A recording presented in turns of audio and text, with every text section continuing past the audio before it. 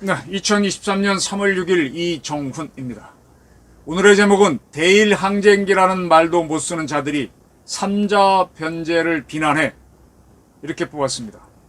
부제로는 박정희는 대일 청구권 자금으로 나라를 만들었는데 주사파, 민주당, 윤미향 너희들은, 네, 이렇게 뽑았습니다. 오늘 박진우 외교부 장관이 지금 2018년도에 문재인 시절에 대법원이 강제징용 배상하라 판결을 내렸죠. 거기에 대한 정부의 입장을 발표했습니다.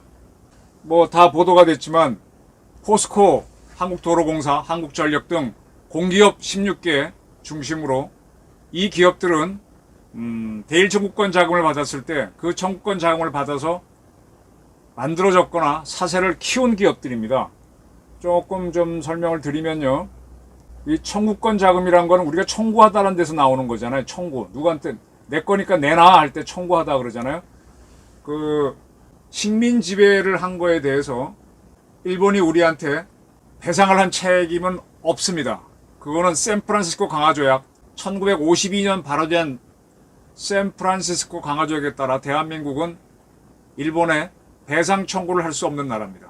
일본의 배상을 받은 나라는 2차 대전 기간, 즉 일본이 태평양 전쟁을 일으켰죠. 그때 일본에 강제로 점령당했던 인도네시아, 필리핀, 말레이시아 그쪽 사람들은 배상을 요구해서 배상금을 받을 수 있었습니다만 우리는 대한제국의 주권자인 순종이 명령을 해서 이완용 총리 대신이 한일합방 문서에 주권자로서 사인을 했기 때문에 전혀 배상금을 받아낼 수가 없습니다. 오히려 일본과 같이 2차 대전을 일으킨 전범국가로 처벌받을지도 모르는 지경이었는데 다행히 그거는 빠져나왔죠. 오스트리아는 전범국가 비슷하게 몰렸기 때문에 신탁 통제를 받습니다. 근데 우리는 그건 아니다. 상해 임정 만들어서 열심히 싸웠다는 것 등이 인정이 돼서 신탁 통치는 안 받고 독립정부를 세웠는데 그 독립정부를 세울 때 격렬하게 반대했던 자들이 누구냐? 지금 북한 김일성 사주를 받은 박헌영이 이끄던 남로당 일파들입니다. 공산 세력들입니다. 그들이 제주 4.3 여순 사건을 일으켰습니다. 네. 그렇게 해서 이제 한국이 나라를 만들어서 쭉 오다가 1965년 한일 기본조약을 맺습니다. 그 전까지 이승만 대통령은 계속 일본에 우리는 전쟁을 해서 너희한테 이겼다. 그러니 배상금 내놔라. 근데 2차 대전 내내 대한제국이든 대한민국이든 조선이든 일본하고 싸운 사실이 없습니다. 배상금을 요구할 수가 없죠. 우리는 식민 지배를 당한 거에 대해서 배상금을 요구할 수 있는데 그것은 주권자가 했기 때문에 요구할 수도 없고 그 부분에 대해서는 요구할 수 없다라는 걸로 이미 샌프란시스코 조약에서 결정이 납니다.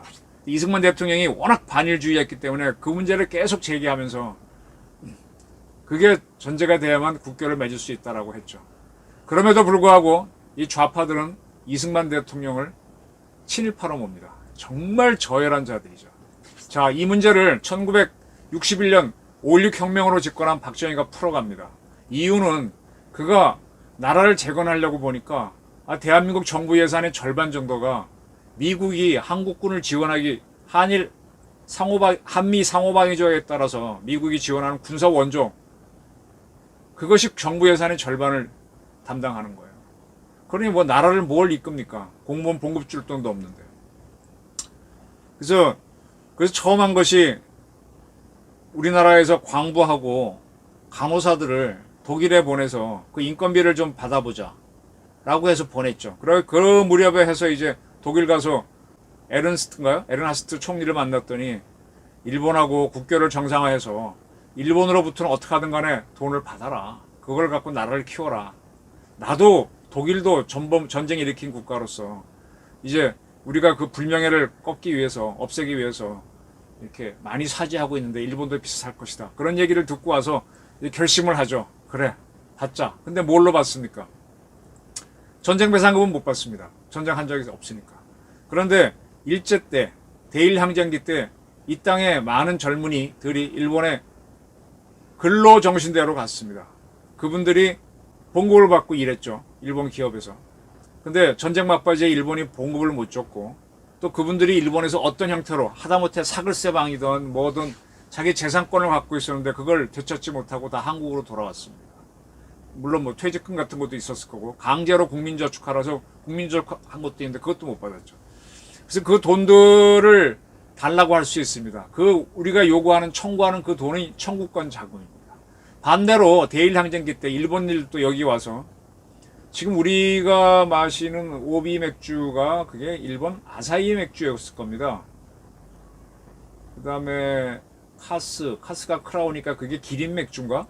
그리고 뭐 우리나라 제가 다 정리는 못하는데 이 기업들 중에 과자 만드는 기업들도 일본의 무슨 뭐 그런 거고 뭐 다 식품회사 뭐 간장회사 다 일본 기업들이 하던 거죠. 근데 그 사람들이 그 공장과 시설을 다 두고 일본 정부 재산이라면 당연히 못 가져가지만 일본 개인 재산은 일본인 겁니다. 그래서 우리가 국교를 맺으면 일본 개개인들도 우리나라한테 내 재산 돌려줘 하고 청구권 자금을 요청할 수 있어요. 근데 일본은 청구권 자금을 요청하지 못하고 대한민국만 한다라는 이런 합의가 샌프란시스코 조약하고 이사지전 끝날 때 그렇게 대충 합의가 되죠. 때문에 우리는 일본의 청구권 자금을 받는데 그것도 그때 뭐 못 받은 봉급하고 저축 다 계산하면 계산이 나오죠. 인플레 계산하면. 그거대로 받지 않고 일본이 필리핀이나 말레이시아에 준 전쟁 배상금하고 거의 비슷하게 2억 5천만 달러가 줍니다. 나머지 또 2억 5천만 달러는 차관으로 주고요. 그래서 이 청구권 자금 중에서 24%인 1억 1천만 달러를 갖고 박정희 대통령이 만든 게 지금 포스코입니다. 옛날에 포항제철. 지금 포항제철 저는 제가 만약에 청구권 자금을 받아야 되는 사람이라면은 저는 이 돈 안 받겠어요. 안 받고 지금까지 안 받고도 살아왔는데 대신에 포항제철에 포스코에 이거는 일본에 가서 정신대를 했던 대한민국 국민들이 피땀을 흘려서 못 받은 돈으로 세운 헌금한 돈으로 만든 기업입니다. 그런 걸 붙여달라. 이거는 애국 한국인들이 만든 일본을 이기기 위해서 만든 기업이다. 이런 표를 달아달라는 요구를 전 차라리 하겠습니다. 좋습니다. 어쨌든 간에 그렇게 해서 이제 이 포항제철을 만들었고 또 이 자금 갖고 도로공사가 경부고속도로 닦았죠. 또 발전소도 지었으니 한국전력도 있고 그래서 16개 공기업들이 돈을 냅니다. 이 현재는 대법원에서 승소한 사람이 15명인데 세 건 관련해서 현재 2명은 전혀 연락처가 없고 13명인데 그분들의 의견을 들었다고 하면서 지금 청구권 자금을 일본이 주면서 한일 관계에서의 모든 건 다 끝났다고 서로 합의를 했었거든요. 근데 법원이 저렇게 또 판결을 내리면 그럼 뭐 어떡해요? 그럼 우리가 줘야지. 이거 주겠다는 겁니다. 박진 장관이. 그래서 KTNG, 한전, 뭐 KT, 도로공사, 철도공사, 포스코 이런 데서 16개의 기업이 내고 그 다음에 이제 우리 대기업 중심으로 전경련 측에서 좀 낼 수 있을 거예요. 왜냐하면 그 사람들도 이런 기업들을 통해서 포스코가 있으니까 조선소가 돌아가고 자동차 회사가 만들어진 거니까 뭐 기업들도 좀 낼 거 같고 일본에서는 게이단련이라고 일본도 이제 우리 전경련 같은 단체에서도 조금 내지 않을까. 뭐 그건 앞으로 두고 봐야 되겠죠. 그렇게 해서 만든 돈으로 이분들한테 돈을 주겠다 이렇게 얘기했습니다. 제가 아까 서두에서 대일항쟁기라는 말도 못 쓰는 자들이란 말을 썼습니다. 제가 요 앞선 방송에서 제3자 변제는 노무현 정권 때도 했다라고 말씀드렸습니다. 이 일본의 근로정시대로 간 사람들은 각급 학교에서 뽑혀서 본인이 돈 좀 벌어보고 뭐 좀 배워보겠다고 해서 일본에 갔던 사람입니다.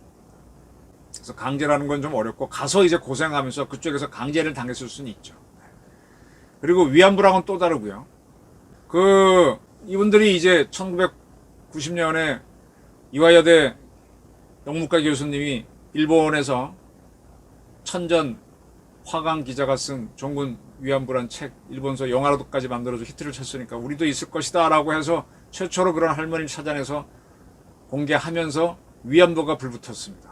근데 그 위안부하고 근로정신대를 혼용하면서 여기에 정신대 사람들이 붙어갖고 내 돈 내놔 그랬죠. 박정희는 살아있는 사람들한테는 청구권 자금을 안 줬어요. 왜냐하면 그 당시에는 그들은 친일파로 보였기 때문에 달라고 할 엄두도 못 냈습니다.